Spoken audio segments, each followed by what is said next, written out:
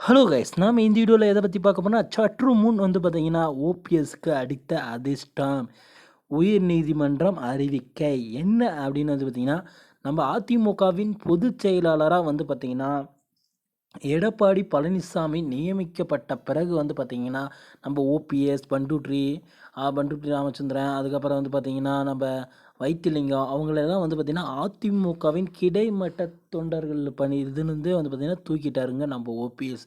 இதை எதிர்த்து பார்த்திங்கன்னா மேல்முறையீடு பண்ணியிருந்தாருங்க உயர்நீதிமன்றத்தில் 10வது தடவை நம்ம ஓபிஎஸ்.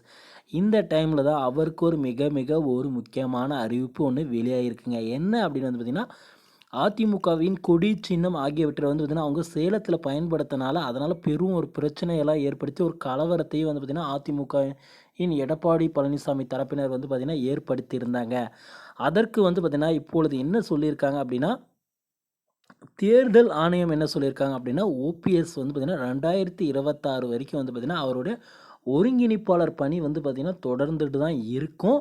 அவருக்கு பார்த்திங்கன்னா கொடியும் சின்னத்தையும் பயன்படுத்திக்கிற ரைட்ஸ் இருக்குது அப்படின்ற மாதிரி சொல்லியிருக்காங்க.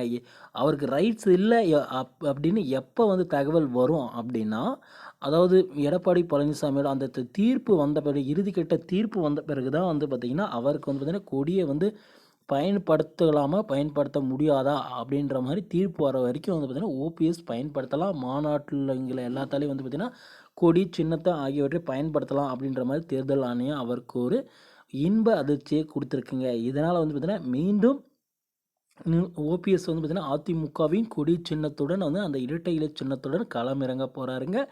இந்த டைம் ஒரே ஆளாக இறங்க போகிறதுலைங்க டிடிவி தினகரனுடன் இணைந்து செயல்படுறாருங்க. ஏன்னா நேற்று முன்தினம் வைத்தியலிங்கம், அதாவது அதிமுகவின் முன்னாள் அமைச்சரான வைத்தியலிங்கத்தின் மகன் கல்யாணத்தில் இருவரும் பரிமாறிக்கொண்டது அனைவருக்கும் தெரியுங்க.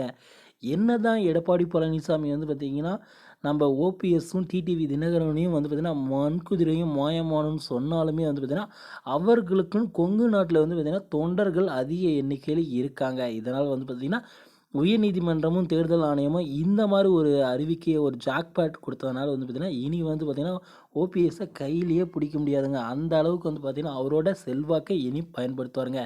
ஏன்னா இனிமே பார்த்திங்கன்னா இவருக்கு ரைட்ஸ் இருக்குது அப்படின்னா எந்த பக்கம் அதிமுக இருக்குது அப்படின்னே தெரியாமல் நிறைய பேர் இருப்பாங்க. அதனால் குறிப்பிட்ட எடப்பாடி பழனிசாமி பக்கம் இருக்கிற நிறைய பேரை பார்த்திங்கன்னா அப்படியே தட்டி தோக்கிறதுக்கு ஓபிஎஸ்க்கு இது ஒரு வாய்ப்பாக இருக்கலாம் அப்படின்ற மாதிரி பார்த்திங்கன்னா அரசியல் வட்டாரங்கள் பார்த்திங்கன்னா சொல்லிட்டு இருக்காங்க.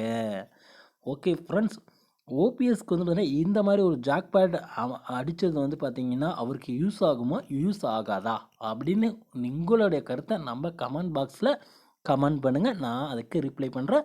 உங்களுக்கு தெரிஞ்ச விஷயங்களையும் அப்படியே நமக்கு ஷேர் பண்ணுங்கள். ஓகே ஃப்ரெண்ட்ஸ், வீடியோ உங்களுக்கு பிடிச்சிருந்தா நம்ம சேனலை சப்ஸ்கிரைப் பண்ணி வச்சுக்கோங்க. பக்கத்துலேயே ஆல்னு ஒரு பட்டன் இருக்கும், அதையும் கிளிக் பண்ணி லைக் மட்டும் ஒன்று கொடுங்க ஃப்ரெண்ட்ஸ். தேங்க்யூ.